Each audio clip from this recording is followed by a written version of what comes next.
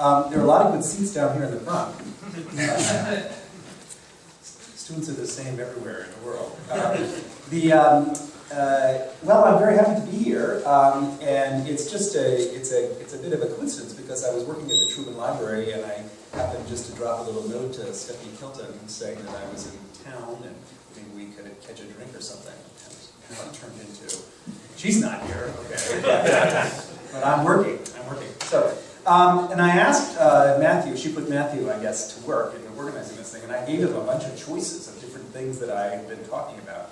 And he chose fundamentals of shadow banking and said that he particularly wanted me to talk a little bit more about the dealer model that I had talked about a bit in the MOOC. And so I have tried to create a talk that is about that. Let me just say, just to orient you to sort of who I am a little bit, this is who I am. Okay, the bottom two books are my first two books on the history of monetary economics in the United States, the money interest and the public interest, and the history of the rise of modern finance through the life and times of Fisher Black. I put Stigum on top of that. Okay, this is how I taught money and banking for many years. Okay, this MOOC is basically turning Stigum's money markets into a textbook, into something you can teach undergraduates. And I learned the mechanics of money markets from this book. If you want to learn the mechanics of money markets, buy this book. And then on top of that is the New Lombard Street, which is my most recent book, which makes the world aware that I've been teaching money and banking and thinking about money and banking for a long time and has something to say about the financial crisis. Princeton Press asked me to write this book. I suppose if you just looked at my publication record, you might think I was nothing but a historian of thought. Not that that's a bad thing to be. But in fact, this was always my attempt to develop some ideas for how to think about modern money, combining these three things. And so I'm pretty proud of New Lombard Street. And I can recommend that to you. It's short, it's 150 pages. And if you sign up for the MOOC, you can get a free PDF of it from Princeton Press. No resolution. So there's the MOOC that he was mentioning. So I have an announcement. I just decided we're going to run it again starting May 25th. You can sign up for it now, and you can look at it. It's all there. You can see everything. But it's more fun to go through it where 2 lectures are revealed every week. And so we're going to do it again. There's 60,000 people who signed up for it now. And so everyone who signed up for it will get an email saying, if you really want to take it and get sort of a certificate, now's your time, May 25th. Since the book and since the MOOC, I've done 2 more things, which I think Matthew has distributed to you. And I'm going to come back to this to orient you. I've developed this way of thinking about money, which I call the money view. We can come later, maybe in discussion, to how this connects with other approaches to money. But for me, the question was how to connect it to capital markets. So, in other words, finance, modern finance. And that's what I sort of did in this Badgett was a shadow banker. That's what we're going to talk about today. And also how to connect it with foreign exchange, with other money markets. And that's what this other article is, Essential Hybridity and Money View of FX. So both of those 2 things were developed sort of after the course. And you have them, those are the most 2 recent things that I've done, and they're, I believe, distributed. So what is this money view thing? The money view, I say, there's sort of 2 ideas in the course that I teach. One is understanding banking as a payment system. I think probably you will have learned that yourself, although no doubt there are nuances and differences there. Because I build on the American institutionalist tradition in this regard, Morris Copeland and Hyman Minsky. And so some of you know about that. I'm not going to talk so much about that today because Matthew said you wanted to know about the dealer system. And that's mostly the second big idea, which is understanding banking as a market-making system, understanding banks as a kind of security dealer that are making markets in money. This comes much more from the British central banking tradition, and that's what those names are: Hawtrey, Hicks, Badgett. This is the British central banking tradition. And I'm not going to, again, talk about history of thought at all, but just to give you some idea where some of these ideas come from. It's important for understanding, so there's 2 images here, just because I can't teach you the whole course at once, but here's one. The hierarchy of money and credit, sometimes I call it the natural hierarchy of money and credit, and I get into trouble, so I just say hierarchy of money and credit.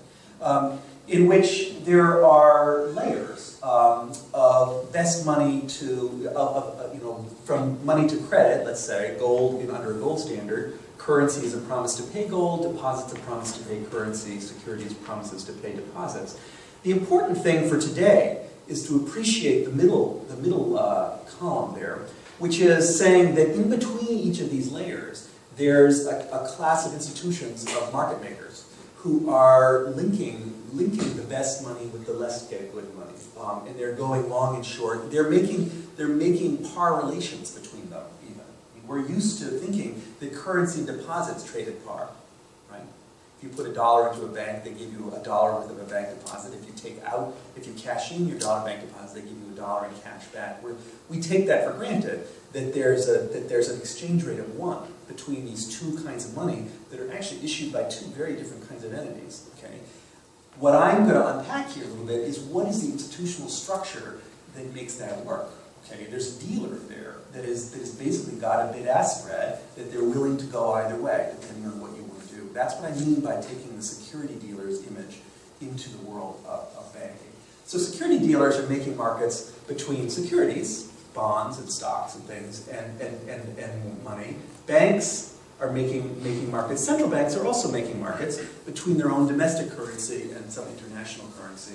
We don't see that so much in the U.S. because the international currency is the dollar. Okay, but this is the idea. And there are the three prices of money, just as a sort of to remember: exchange rate, par, interest rate. These are the three prices of money that are being made in this way.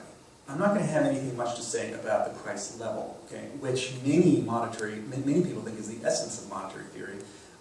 This approach suggests that these three prices of money are where you want to start, I think, right? That's the hierarchy of money and credit. I mentioned here, because I know Stephanie's talked about she has some other slightly different notion of the hierarchy of money, and so when I say things, I just want to make sure that you're not confused, that I'm being clear what it is how I'm using these words anyway.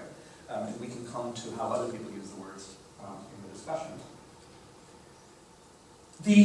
An important thing because I want to talk about the financial crisis, an important thing about this hierarchy is to appreciate that it is dynamic, okay? That it is fluctuating all the time, and at every time scale, overnight, okay, in the clearing system, weekly, business cycle, and also the rise and fall of nations, okay? And I'm just showing you that fluctuation, showing that there's very little of the best kind of money, okay, in existence. In fact, in my little pyramid, there's zero, vanishingly small amount. It could even be virtual, and it's all credit, it's all inside money. In my world, all money is inside money, because we're not in the gold standard anymore. And the point about this fluctuation over a business cycle, let us say, is that there's fluctuation in all layers of the hierarchy. So there's expansion of credit, there's expansion of bank money, there's expansion of state money, and then in the collapse, we find it contracts and it gets narrower, this pyramid. That's what I'm showing a boom there. At which in a boom, what happens is that lower orders of money suddenly seem more money-like, and also there's more of them. So I'm showing quantity increasing and also quality increasing, okay, during a boom. And in a crash, it's the opposite. Why am I talking about this now? It's because, remember, dealers are key people for knitting together the layers of the hierarchy. So they come under enormous pressure when you have a contraction of this hierarchy, because they got one leg in one level of the hierarchy and another leg in another level of the hierarchy, and suddenly they're getting squeezed. Okay, and so the pressure on the system, the place where it breaks, or where it is at the level of the dealers, all three kinds of dealers, okay, that we're talking about. So I'm going to show you that. So that's just to remind you again. So there's these three kinds of dealers, it's a hierarchical system. This is my model, if you will. In the real world, there's many more layers. It's much more complicated than this. This is actually a model. And this is about the boom. The bust, of course, is just those arrows reverse direction. Okay. So I've been saying things about dealers. This is for your math. Okay. What do we mean by dealers? Okay, what do we mean?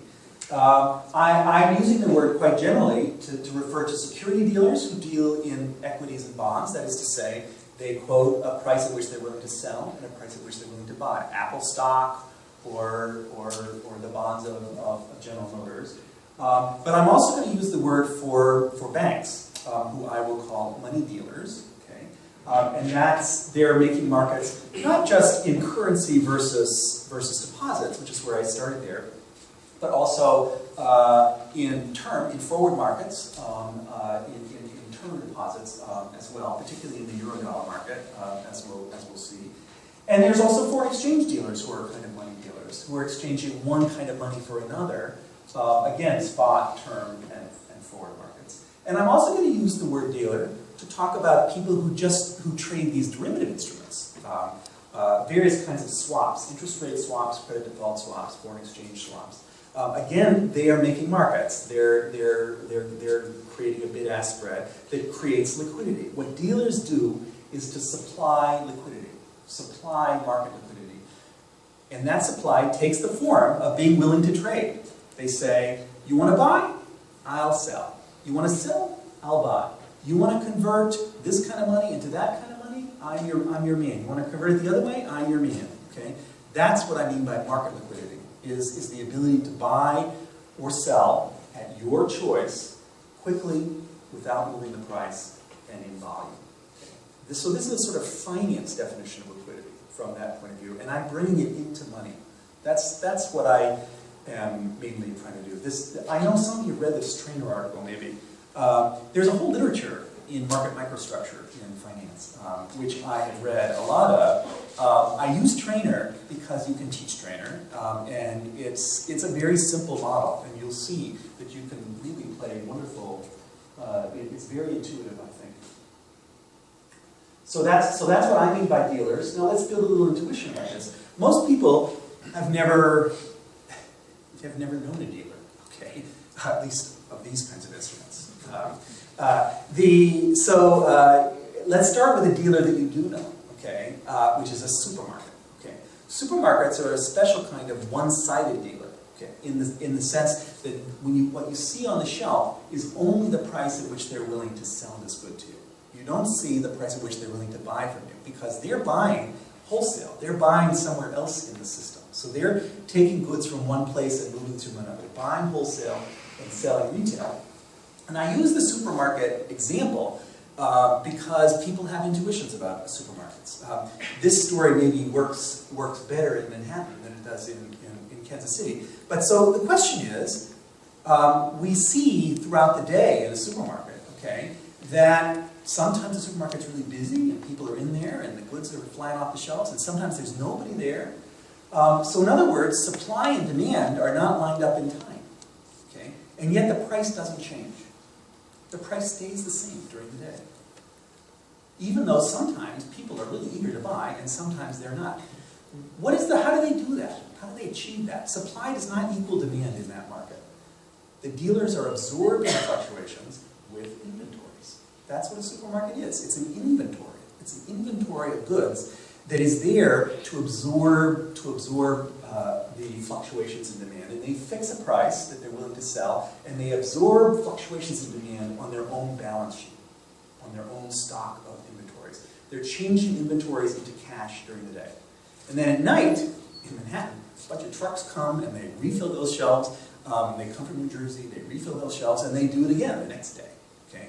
So this idea about the key role of inventories for stabilizing prices, okay, is the point.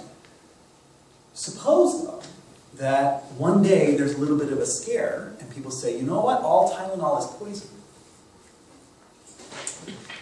The Tylenol that's on those shelves, okay, is not going to be sold. Okay, it is going to, for any price, okay, because demand has just disappeared.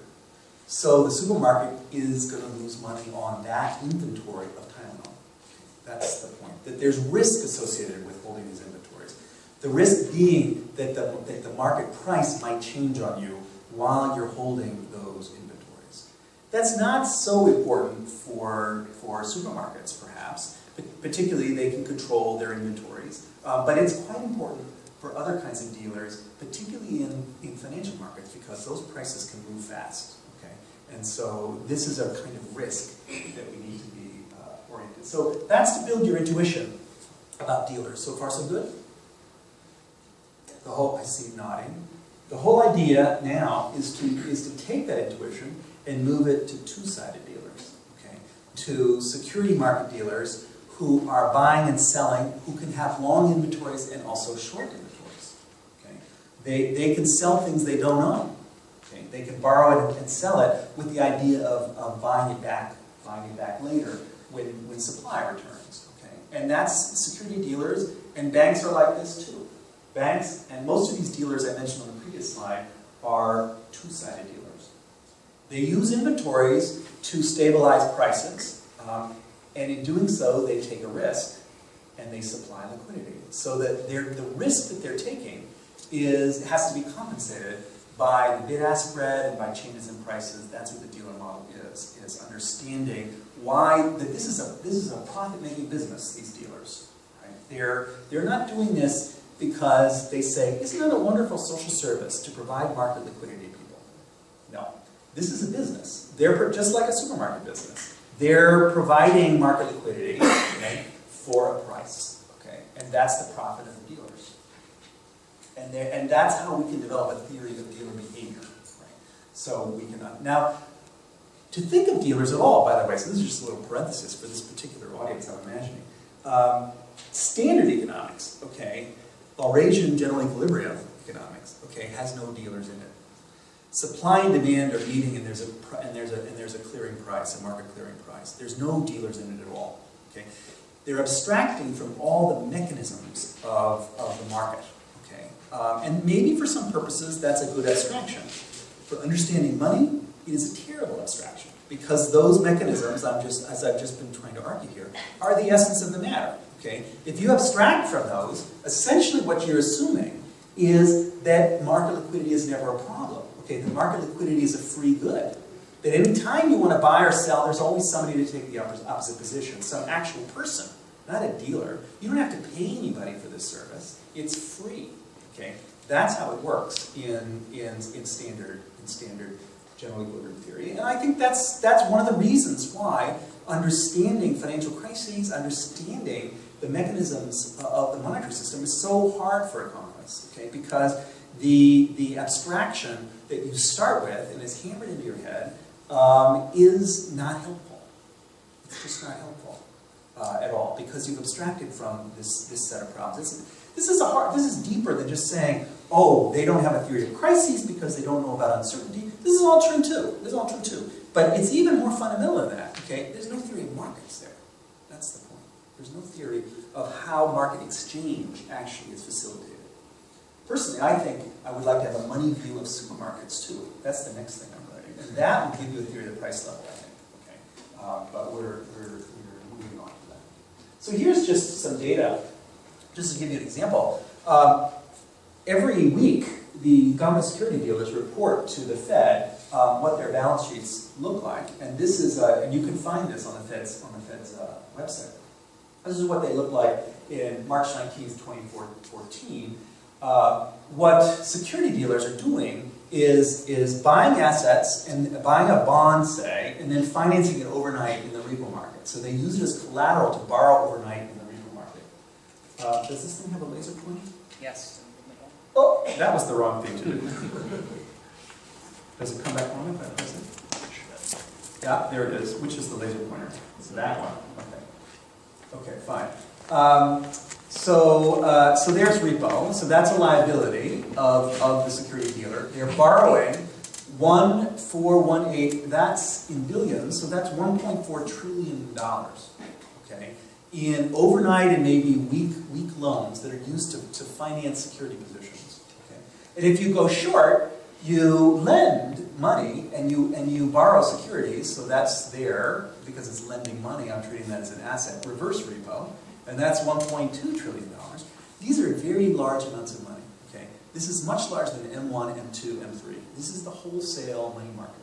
Okay, that's to give you just a sense of what we're talking about. I put down here just as a notation the net outright positions they report. This is their outright holdings of treasuries, government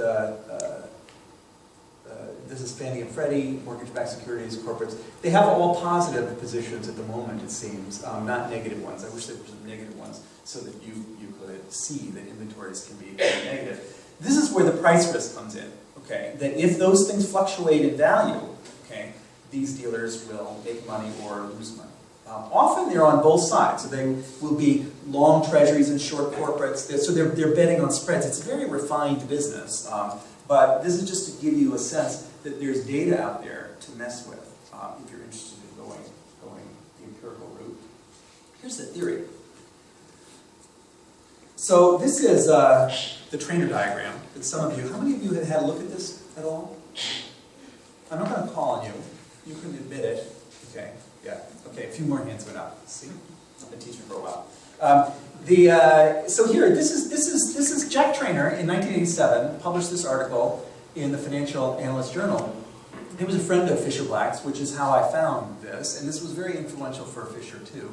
This is a very simple little model that thinks of the dealer as having a maximum long position here and a maximum short position here, okay, based on their tolerance for risk, their own capitalization, their ability to borrow from a bank, whatever have you. Okay, there's some story that says you can't go long, you can't build up inventories longer than that, and you can't go farther short than that. Okay, so that explains the horizontal axis.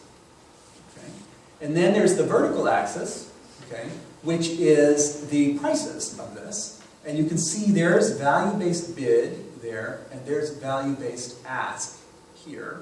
Okay. Those things come from outside the model also. That's Warren Buffett, if you're talking about stocks. Okay. That if the price gets low enough, Warren Buffett is a buyer. Okay.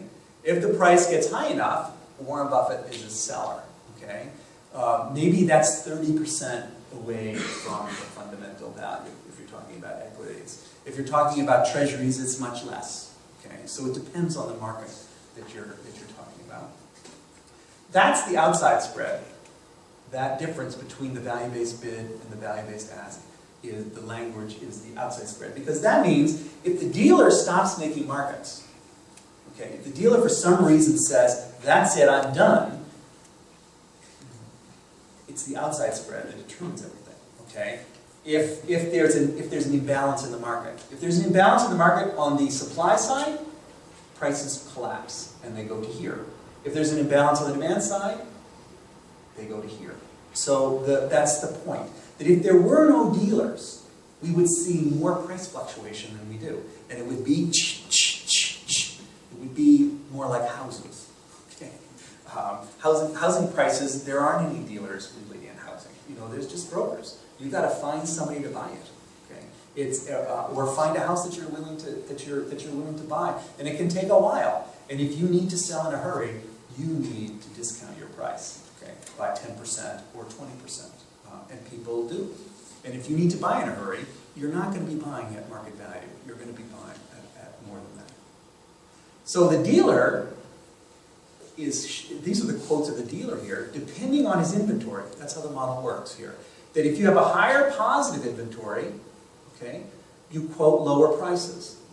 Okay? If you have a higher negative inventory, you quote higher prices, and the higher your inventory, the lower the price. What does that mean for economists? It means that if I have a positive inventory of this stuff, I'm willing to add to it if I can get a better price, if I can buy it at a lower price. Okay? If I have a negative inventory, I'm willing to get even more negative if, in fact, I can establish that at a higher price, so I can get my short on at a better price, because there's price risk. What I'm hoping to do is to buy low and sell high. You know, to buy here and to sell up here. Okay, walk up that ladder. So there's risk associated with this, and so so the reason that line hits there is because of the value-based bid. The reason that line hits there is because of the value-based ask. And so it's a closed model. It tells you stuff about how this works. Oh, well, unfortunately, the email version of this carved off some things that were on the next slide. Maybe if we take a break, I have it on a I should have checked through to make sure. I can tell you what was on this slide. okay? And then, what was on this? It was just written by hand on this slide. I added in firstly 0 right there, okay? That's matchbook, okay, where you don't have any price risk. You know, a dealer can have both long, particularly this is important for swap dealers, because very often they have very large long positions in a swap and short positions in a swap, and they might have matchbook on net. So they don't have any price risk. They have counterparty risk, they have liquidity risk, but they don't have any price risk, okay? So Trader's model doesn't really talk about that kind of dealer. It's talking about people who have the net exposure. One of the things you've got to do to move this model into money land, okay, out of finance land, okay, is to talk about the risk of matchbook dealing. So that's why I put 0 there. The other thing I tell you is, if suppose you have a positive inventory, the important thing is that inventory has to be financed in some way. So if you have an inventory of treasuries, you have to have capital, or you have to be borrowing from a bank or something like that. So there's a link because of that between funding liquidity and market liquidity. If your financing goes away, if you can't borrow anymore, you have to liquidate your inventories as a dealer. And if you liquidate your inventories, what does that mean?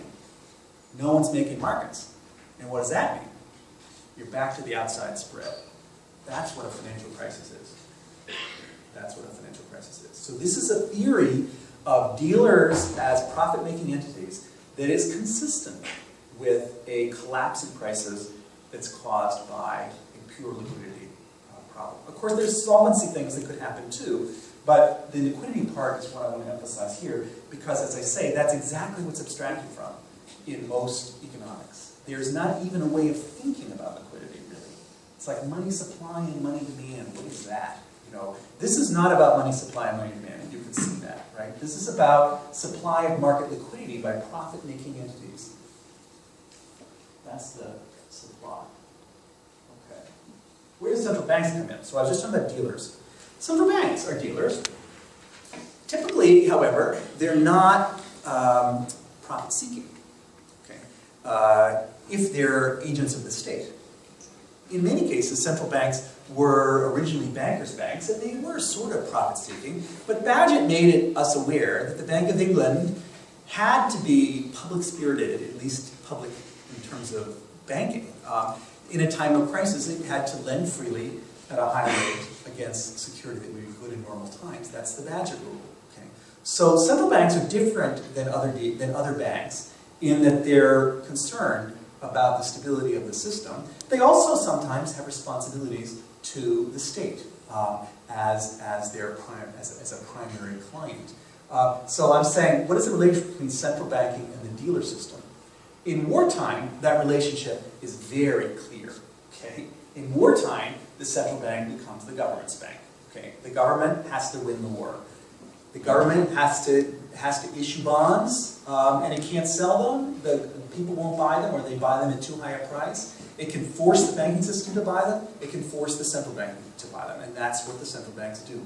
This is not illegal. Okay, it's standard war finance. It was done in World War II. It was done in World War I. It was done in the Civil War less well because there wasn't an official central bank then. Every country does it. Okay, it's a common thing. And here's what I'm showing you.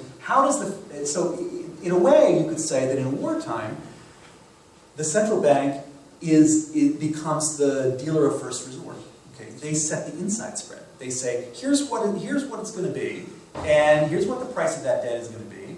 And if you don't buy it at that price, I'm going to buy it at that price. And that's what I'm showing here. This is the Fed, okay, buying bills and bonds of the government. This is the government issuing bills and bonds, and the way that happens is just by an expansion of the balance sheet of the Treasury and an expansion of the balance sheet of the Fed at the same time. It's a balance sheet operation. Where's the free lunch come from? The free lunch comes from the fact that the liabilities of the Fed, the Treasury can spend. It can spend them for war material, it can hire soldiers, it can win the war. That's the idea. Okay. This is all. The Fed can do that today. Okay. This capacity is there, and one of the things that has caused our political economic crisis that we're experiencing now is that it basically is what the Fed did, except that its counterparty was not the Treasury, okay, its counterparty was the private sector. It used this operation for private bailout in that dimension, and that it was never supposed to do, okay, and was never imagined that it would do. So that's caused a little political crisis. What it was imagined in peacetime that it would do is this. This is the second thing.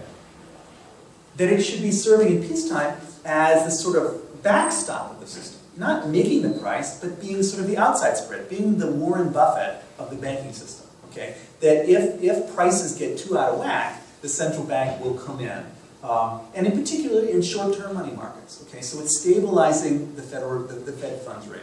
What does that mean? That means if the Fed funds rate gets out of some band, the Fed comes in and is a buyer or a seller to keep it in that band. That's an outside spread type activity, okay, that the Fed is doing. So I say that, so the sort of other way to think about what central banks are is that they're bankers' banks. Notice that this doesn't have anything particular to do with the government, okay?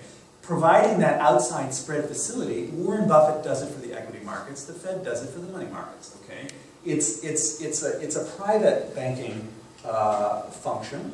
The dealer system creates the price. The Fed merely backstops it by accepting government debt at the discount window when things get hairy. Now the important thing for understanding normal times is that indirect support, that support for the government debt market winds up providing indirect support for the non-government debt market because there's arbitrage relations between different kinds of bonds. And that's what I want to show you here. So this is the term structure, just showing you the money sort of overnight, treasury bills is 3 months or a year, treasury bonds 10 years. The Fed is messing here, okay, and that gets translated into prices here and here in normal times through arbitrage, through trading, okay. But the important thing that I wanted to say about this indirect thing, that's indirect. Typically, the Fed is not intervening at all maturities. Right now, it is intervening at all maturities, okay? But typically, it's not. But that also gets translated into this interbank rate. I'm just having the Fed funds stand for that. And into this sort of capital market money rate, repo. And there are relations between these 3-month commercial paper, 3-month C&I lending, so forth. So there's a maturity structure in the capital market, there's a maturity structure in banking. All these things are related to what the Fed is doing in supporting the government bond market, even though it's not doing it directly. And then here's the international part of it, that the Fed makes no representation that it's going to support the value of any other currency. It just says it's going to keep the international dollar and the domestic dollar at par in the spot market. Okay? The international dollar is a private dollar. It's a euro dollar. It's abroad. Okay? And then there are exchange rates between these. There's a whole credit system built underneath all of these, the hierarchy of money. So this is the first part. Saying, what are dealers? And it's preparing you now for the fundamentals of shadow banking. This would be time to ask a question, or shall I? We're only 35 minutes in. Shall I at least start to give you the payoff? Okay. The payoff is that this is supposed to tell us something about shadow banking. It tells us something about lots of other things too. Okay, I think. Okay, but what we want to talk about today is shadow banking. What do we mean by shadow banking? Now, here's another word that I'm going to use in a way that is probably different than you've heard before, because there is not one meaning of this word. People use it in lots of ways. My definition of it, and I think Matthew distributed that paper, Badgett was a shadow banker. This is the definition in that paper. Shadow banking is money market funding of capital market lending. Not Jimmy Stewart banking, which is in all your textbooks, which has deposits funding mortgages or something in a local community. This is money market funding, so it's wholesale money market funding, and it's a market price, okay, that is being determined there. And capital market lending, here we're talking about like securitized mortgages, which are like bonds, which trade, and their price fluctuates over time. So there's a market on both sides of this balance sheet, and that market is determining these prices. Okay, the money market price, the price of funding, and the capital market lending, that's the price of risk. This is a global funding market. That's very important to appreciate, okay? That the dollar funding market is the global funding market. If you're a Portuguese small businessman and your bank won't give you credit, this is what's happening in Portugal now. You can conceivably your loans can get packaged with somebody that gets securitized and sold, and they're funded in the global dollar money market. Okay? So it's global dollar funding of local, possibly non-dollar lending. Market pricing on both sides of the balance sheet. That means, okay, now here's the payoff. When you say market pricing, that means there's a dealer somewhere. There's a dealer somewhere that is making those prices. That's where prices come from in financial markets. They come from dealers. It's true that people the ultimate demanders and suppliers are thinking about their risk preferences and they're trying to anticipate the future and all that sort of thing. But where the price comes from at the moment of transaction is basically a dealer. In a liquid market, there's a dealer. That's what makes them liquid. That's also why the central bank is key. Because the central bank is the ultimate backstop in the funding market, okay, in the money market. Okay. That's why the central bank wound up being the backstop of a shadow banking system. Now we're going to see this in detail. So this is just to give you an image, to begin to build some intuition about the modern financial system. Okay, that just everything you know about Jimmy Stewart, just put it away in a little box for the moment, okay? And imagine a world in which it was all like this instead. Okay? I think it is much more all like this instead, okay? Which is why I'm starting with this. It's not that Jimmy Stewart is in fact completely dead, okay? But he's inframarginal. You know, that's not where prices are determined. Prices are determined in this world, okay? And crises are too. So what am I showing here? This I'm calling them a shadow bank. And I'm showing there a foreign exchange risky asset, okay, capital market lending, being funded in the overnight repo market or 3-month market or something, and that's a dollar funding. So that's shadow banking right there. On any balance sheet you see that, okay, I want to call it shadow banking. Maybe it's on some conduit, okay, maybe it's on the balance sheet of Union Bank of Switzerland, maybe it's on the balance sheet of Citibank, maybe it's on the balance sheet of the Fed. It's shadow banking. It's money market funding of capital market lending. I'm showing these other 3 entries here too. These are new. Credit default swap, interest rate swap, foreign exchange swap. So here's the idea. This doesn't really exist in the world. This is a model. Okay?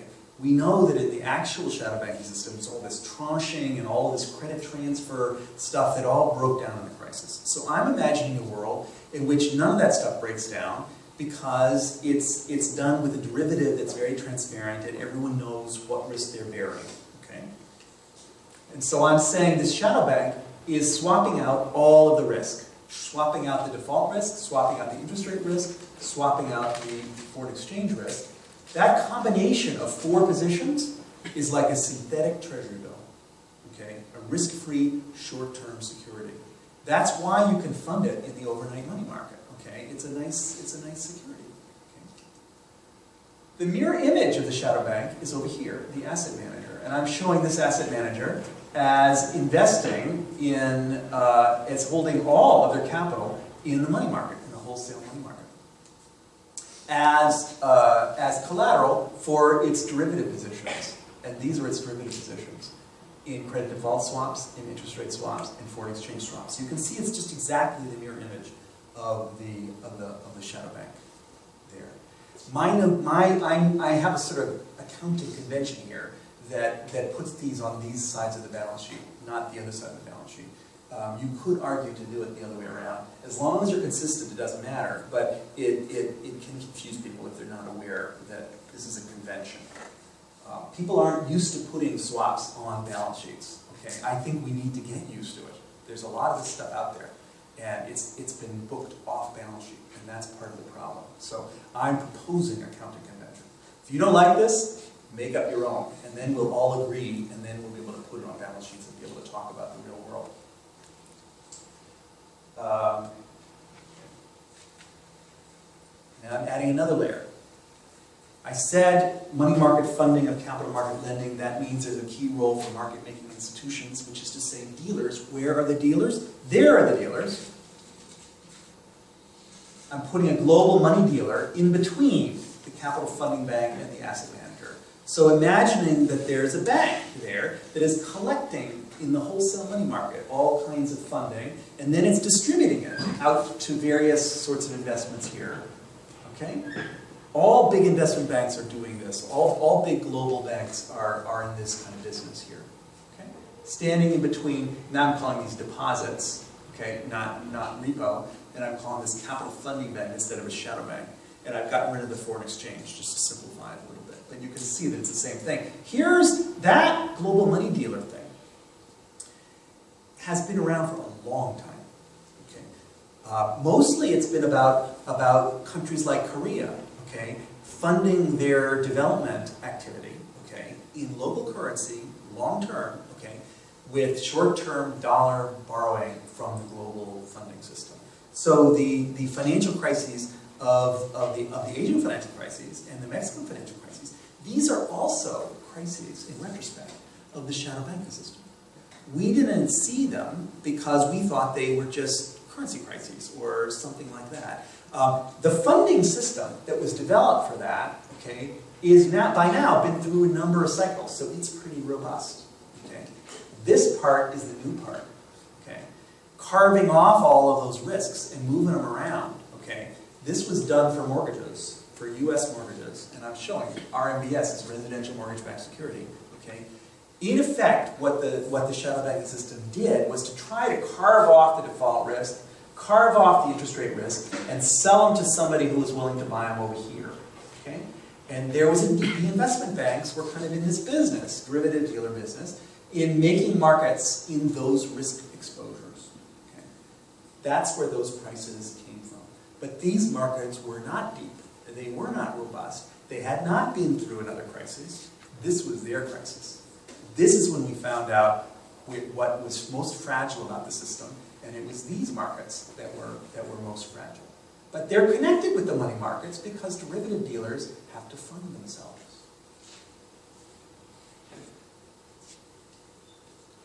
This diagram is in the Badgett paper. Badgett was a shadow banker paper. Oh, here I want to say a thing about this. Some people ask me, oh, okay, so which one of those is Bear Stearns and which one of those is AIG?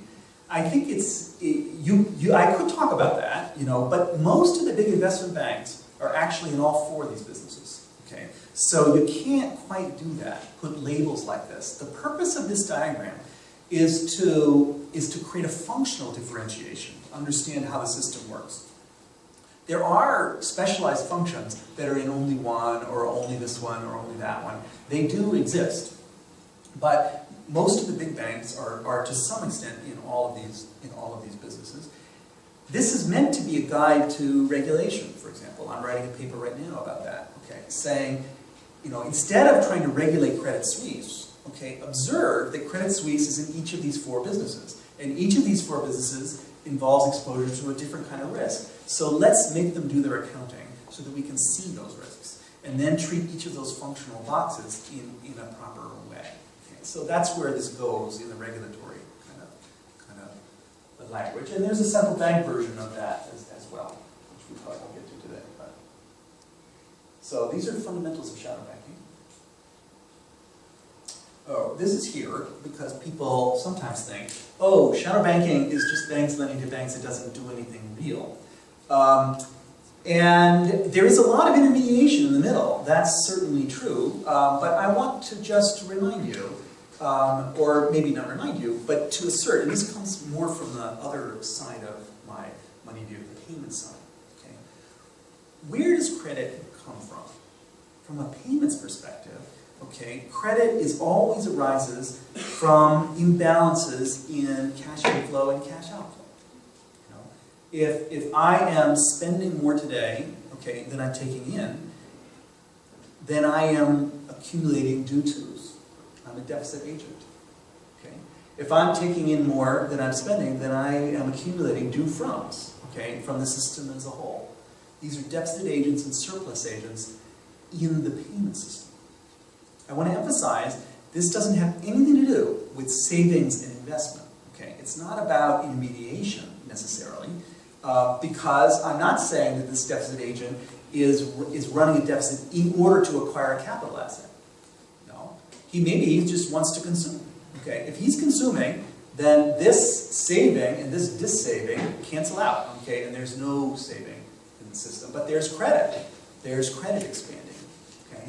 And anyone can be in that. So this could be the private sector, businesses, business debt, it could be household debt, it could be government debt. And the financial system is, I shouldn't have put the word intermediation, but I did. Okay, is standing in between the surplus agents and the deficit agents. We see this in the clearing system overnight. You know, it's trying to settle, okay, in the clearing system overnight. Stuff that doesn't get settled gets pushed off till tomorrow, or next week, or 10 years from now, or in the case of mortgages, 30 years from now. So the credit system is built on top. Is really just an elaboration of this due to, due from payment system. So, shadow banking may fund real activity. It may not fund real activity. We don't know. You need to look at the real activity. It's funding surpluses and deficits, as credit systems always have. That's the point of this slide. It's to say, that's what credit does. Shadow banking is doing what credit does. It's the modern financial globalization version of credit. Okay? Not your grandmother's credit. Your grandfather. Not to be sexist. So here's a little example of what can go wrong in the system. And then, do we need this? Well, maybe I'll say this, just to put some concrete numbers on it. Where there could be vulnerability in the system. So I'm showing credit funding bank. This is the same slide as the previous one. Global money dealer, asset manager, derivative dealer here. Okay, and I'm putting numbers, and I'm saying there's $100 worth of residential mortgage-backed securities, which are funded with $100 worth of money market borrowing through the global money dealer over here. Okay. And I'm saying that there are these swaps that are created that at the moment of creation have zero net value, or zero value. And so that's why there's all these zeros, okay? We are hedging this risk, okay, by shifting it over, but it's not clear whether this hedge is going to come into the money here, in which case you'll be glad that you insured against it because your house burned down, okay? Or whether it's going to come into the money here, meaning these mortgages don't default, and so the asset manager gets extra return, okay? So we don't know at the moment of inception. This is one of the weird things about swaps that's sort of mind-bending, you know, that they're zero net present value instruments at inception. So this is at inception. This is sort of rigged here so that there's $100 worth of capital and $100 worth of risky assets here. So in a certain sense, all these risky assets would go to zero, and there should be no effect because it's just that capital goes to zero. Somebody just made a big loss. All the risk is over here. All the capital is over here. It's rigged to be like that. There's no solvency problem in this little model here. Okay, by design. That the capital and the risk are all in the same balance sheets, and I'm assuming that all the legal structure is there to make that go. But there's liquidity risk because here's another slides that I drew on a little bit. So I will have to tell you what the drawing says, and I'll just give you the proper slides later. What do I draw? So here I'm showing a value fluctuation. So there's a fall in the price in the value of the residential mortgage-backed securities from 100 to 90. That means a rise, okay, in the credit default swap, okay, because I'm thinking of this as being default premium, not interest rate changes, okay. So that goes to 10. That goes to 10. So there's this incipient loss here of 10. On the liability side here. The problem is that will the global money dealer continue to roll over this funding? If they were using the residential mortgage-backed securities as collateral for this borrowing, they now have $90 worth of collateral and they need to borrow 100. They're not going to roll this over. Okay?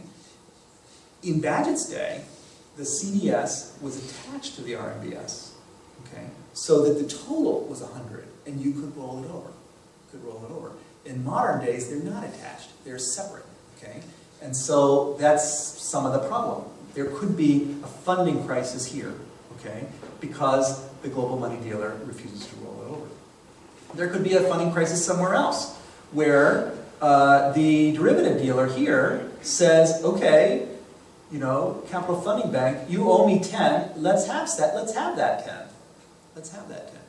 Or there could be a funding crisis here. The derivative dealer says to the asset manager, you owe me 10, let's have that 10. The asset manager says, well, I can do that, I can pay you, but that means withdrawing these deposits, and the whole thing could come unglued just for liquidity reasons. Okay? Just for liquidity reasons. And there can be, unglued means a liquidity downward spiral, fire sale.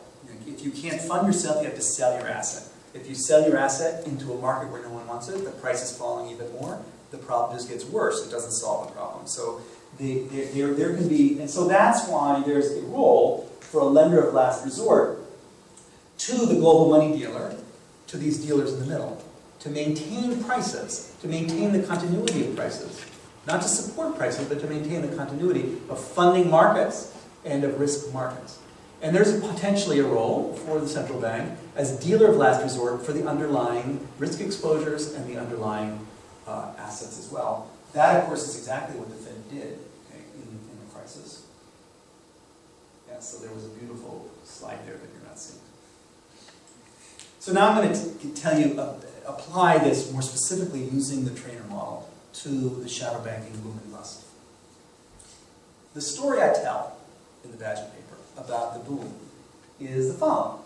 It had to do with asset managers, okay, having money, capital, okay, wealth, that they want to invest, and they want to invest, but in this particular way. They want to hold more cash positions, okay, and they want to have more risk exposure here. So what do? What do you do if you're that sort of agent? You find a money dealer and you say, here, hold this cash. And you find a derivative dealer and you say, please give me this risk exposure. And the dealer says, okay. And they take that position onto their balance sheet. And that's what that looks like in the trainer model. On their balance sheet, these are sloping up, not sloping down, because we're talking about yields, not prices here. So money market, here, funding, this is the funding yield, so this is the money market funding price, yield, and risk dealers, so these are the risk premia. Okay? They're both in yield terms, so you can compare them. And you can see that the push of asset managers has knocked our dealers off of matched book, okay, and given them a net exposure, which they respond to by changing the prices they quote. Okay? They're moving down the funding rate, and they're moving down the risk premium. That, if you will, distortion of asset prices creates an incentive to create a shadow bank. And that's exactly what we got. Shadow banks that say, look at that cheap funding, okay? Let me fund some assets here, okay? And when a shadow bank is created, remember, the shadow banks are the mirror images of the asset managers. They take that exposure off the balance sheet of the dealer, both of those, off the balance sheet of the dealer, and it snaps back to matched book and you're ready to do it again. And that is basically what was going on in the buildup of these exposures. That there's this imbalance created by money flow into the dealers that flows then out onto the shadow banks, and then it flows again. That's what it looks like on the way up. Somebody's raising a hand. Yes? So, when those shadow banks get created, and when you're talking about shadow banking, like, where do those dealers, and do they exist within, institutions, like I'm just trying to, Yes. I'm trying to follow with you, but now it's like, now that you're talking about the actual existence of the shadow bank, it's starting to kind of fall apart. Yes. So this is a model, right? So it's an abstraction. And now you're asking, where am I going to see that in the actual world? Okay. And you're going to see it in a number of places. okay? In fact, it's useful to compare this model, okay, to that big, you've probably seen it, this big chart that Zoltan Pozar created of the shadow banking system, okay? And to ask yourself, which of these things are doing the risk dealer operation? Which of these things are doing the money dealer operation? And so there's some of these are like warehousing operations. Mortgages have been issued, but they haven't yet been securitized, and they have to be financed. And there's warehousing of various kinds. Some of this is on the balance sheet of investment banks, that is to say. Some of it's on the balance sheets of hedge funds, okay, that are taking short-term positions for a fee. So there are a number of different entities. This isn't the important answer to that is to say there isn't sort of one entity that you could say you did it, okay? Either here, okay? These are distributed. This function is distributed in various institutions around the financial system. I'm trying to bring it up to consciousness and saying, once you know what the balance sheet looks like of a risk dealer, go look for it, and you're going to find it. Day traders, maybe you're a day trader. Day traders are basically giving intraday liquidity, you know, and supporting the system. So do you view it more as like is it more of an entity or more of a function, or is it just It's a function. It's a function. It's a function. That's what the boom looks like. The boom works because profit-seeking entities create shadow banks to absorb the imbalance on the dealer's balance sheet. What happens the other way? What happens the other way? So now this is just the collapse of the shadow banking system. Okay, when a shadow banking finds itself in need of funding, needs to roll its funding. Okay, it needs to roll its derivative exposures. Okay, and no one is immediately available to take that, and so it goes to the dealer system. That's a supply of risk exposure. That's a demand for funding. And that, if you started from a matched book position, that is pushing you in the opposite direction. Okay, in the opposite direction as it was before, and so that has an effect on prices. All very fine and good, as long as the dealers are able to absorb those fluctuations in supply with their inventory capacity. Okay, if that demand exceeds the inventory capacity, then you have a problem. Then you're back in outside spread world. Okay, as we were talking before.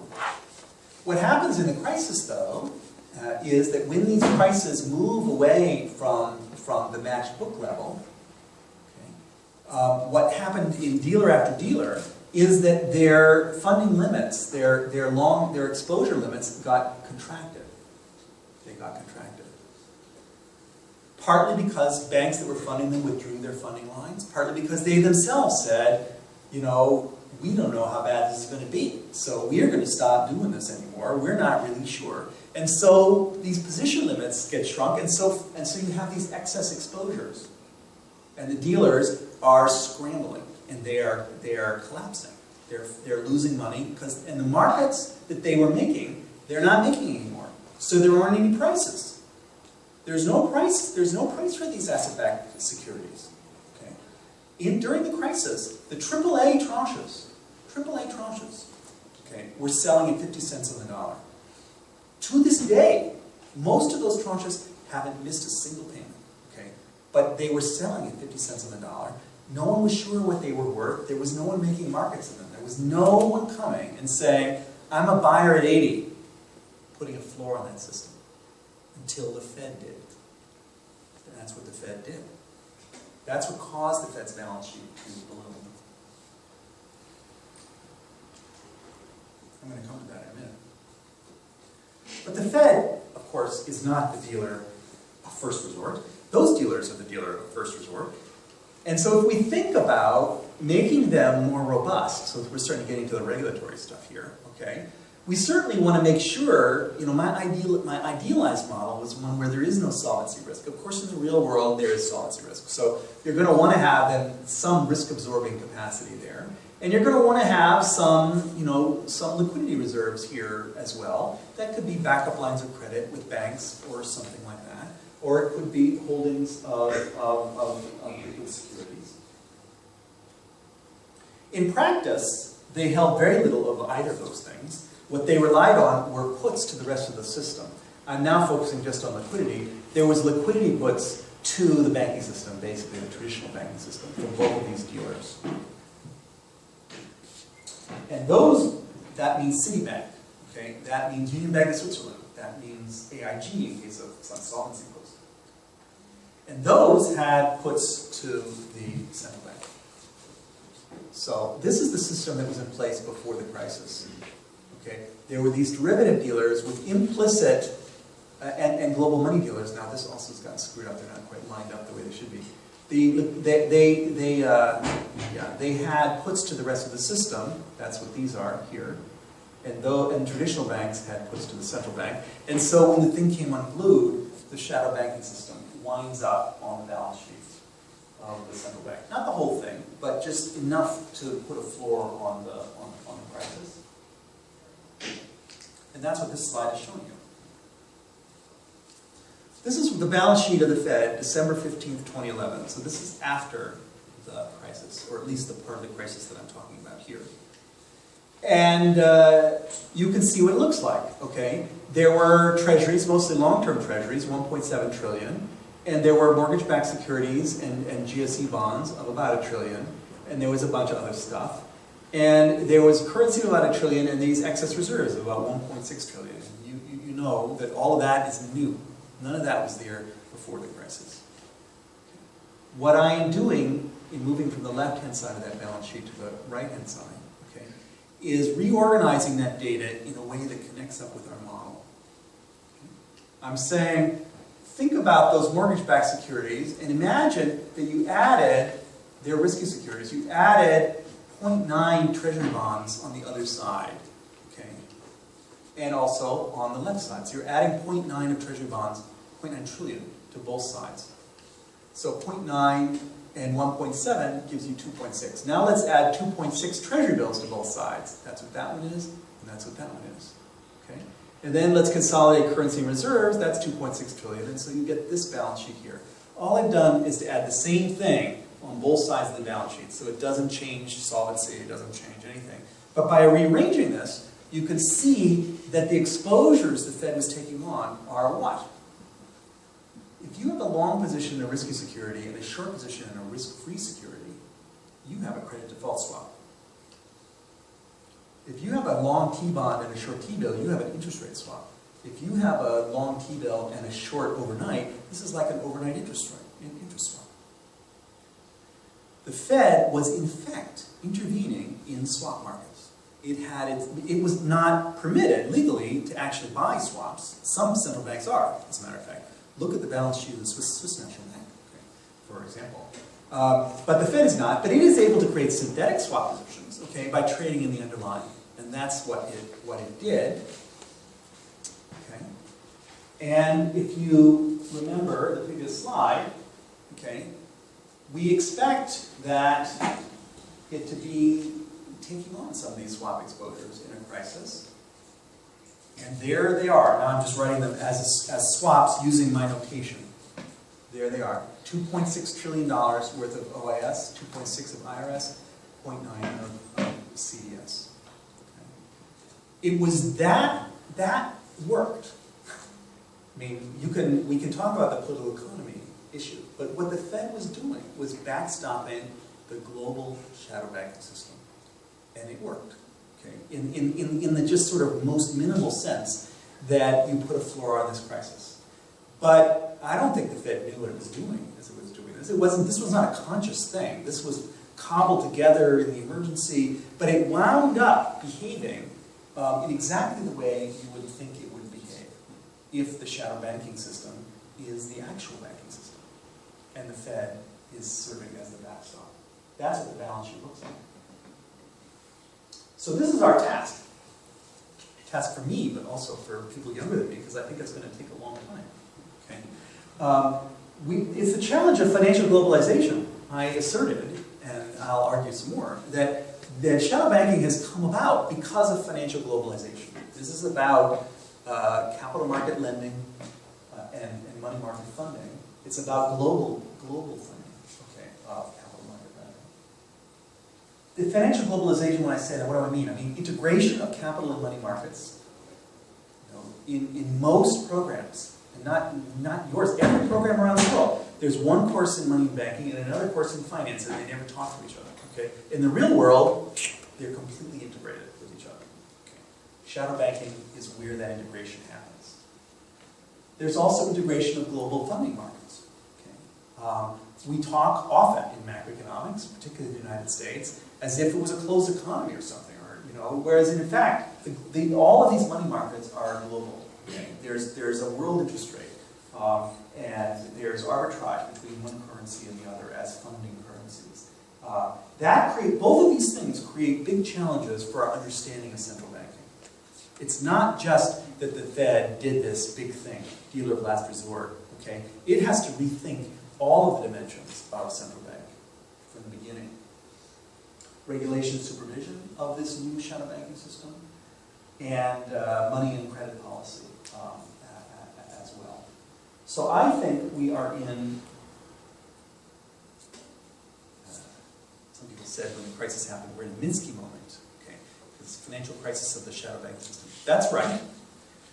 But now I'm saying we're in a Badgett moment, okay? This is Badgett. This is my copy of Badgett. Maybe you can't see this very well. Okay, this is Lombard Street, a description of the money market. Okay, and down at the bottom it has pounds, shilling, pence. Okay, so this is a book written by Walter Badgett in 1873, in which he was, and that's where the Badgett rule comes from.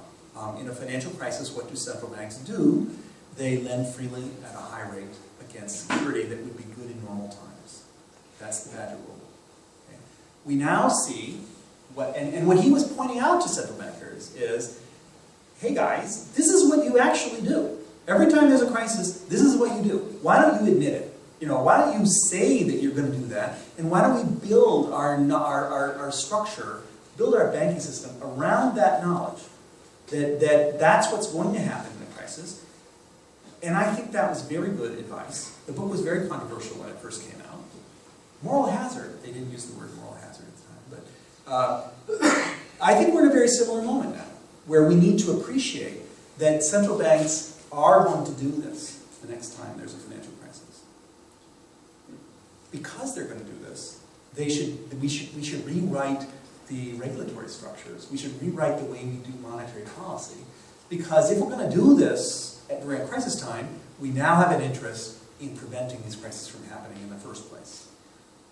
1873 to the present, we built stabilization policy, we built prudential regulation, we got all the way to inflation targeting, building on Badgett. That's pretty far, okay? I think mostly we're starting over and doing that same sort of intellectual work.